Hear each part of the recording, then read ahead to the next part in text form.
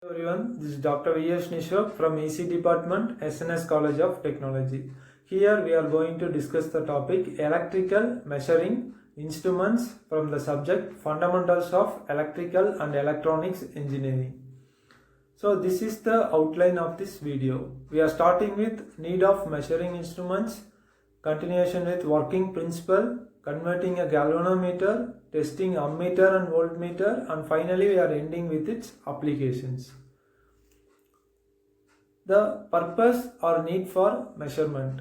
So in a circuit where the current or voltage flows, we need to identify those parameters simultaneously in order to avoid the overload or underperformance issues. So this will helps to monitor the current and voltage and to ensure the safety and performance in the circuit. So this can be possible with the help of the analog ammeter or voltmeter, so which quickly displays or visual the value using the pointer scale system. So this will avoid the damage in any meter or any poor performance.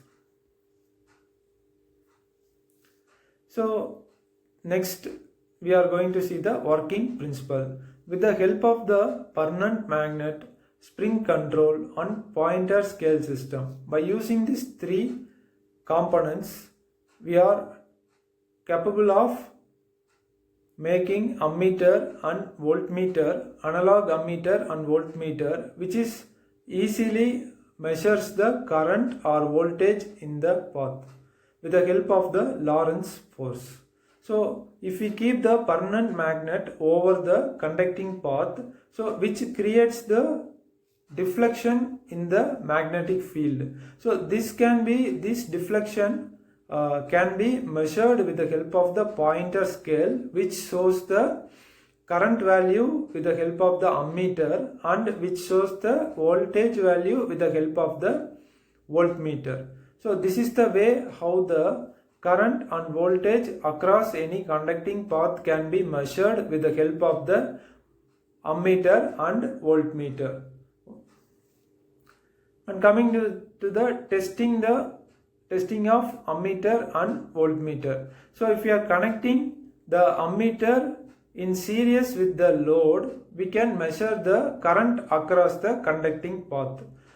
So similarly, if you are connecting the voltmeter parallel to the load, we can measure the voltage across the conducting path. So the deflection in the magnetic field will be measured with the help of the pointer scale system in the analog instruments, which shows the output value quickly.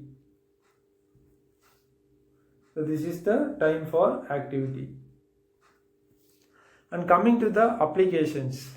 So these sort of measuring instruments will be utilized in laboratories and in industries and in calibration setups.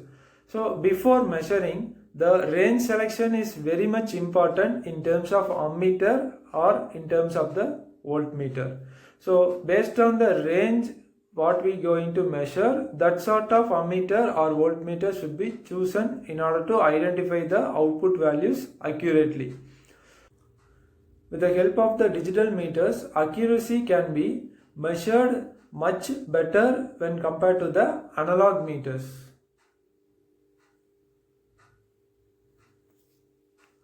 So at the end, we are going to summarize this video with the topics that we discussed from starting.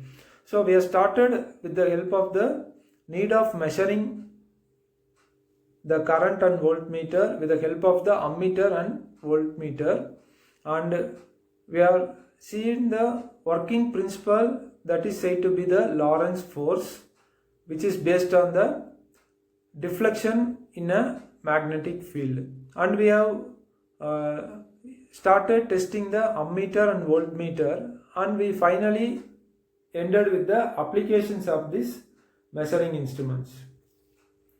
So this is the assessment part. Both ammeter and voltmeter works on the principle of Lorentz force which says moving coil deflection in a magnetic field. So based on the deflection in a magnetic field, the outputs in the ammeter and voltmeter can be measured.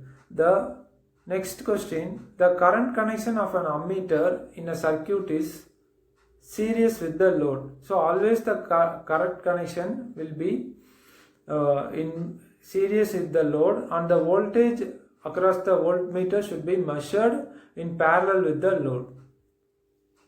So that is the right answer. So this is the reference books and reference websites where we can obtain more knowledge about the topic electrical measuring instruments. Thank you for joining this video. We can join in the next video.